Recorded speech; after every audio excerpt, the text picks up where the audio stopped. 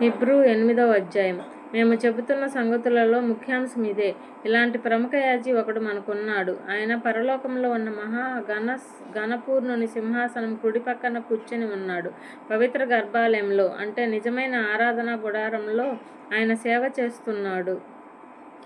చేస్తున్నవాడు. ఈ ఆరాధన గుడారాన్ని వేసినది మనుషులు కాదు గాని ప్రభువే.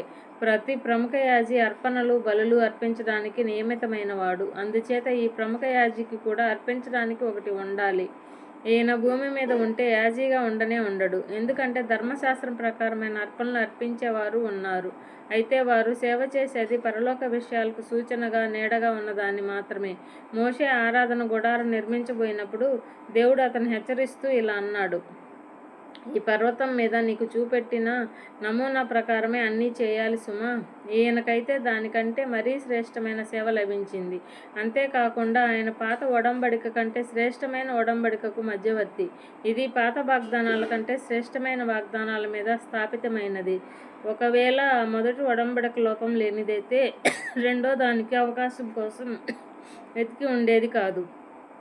కానీ దేవుడు వారి విషయం తప్పుమోపి ఇలా అన్నాడు: ఇదిగో విను, ప్రభువు చెప్పేదేమంటే, ఒక కాలం రాబోతుంది. అప్పుడు నేను ఇజ్రాయేల్ వారితోనూ యూదా వారితోనూ కొత్త ఒడంబడిక చేస్తాను. నేను ఈజిప్టులో నుంచి వారి పూర్వీకులను చేయి పట్టుకొని నడిపించాను. ఈ కొత్తది నేను ఆ కాలంలో వారితో చేసిన ఒడంబడికలాగా ఉండదు.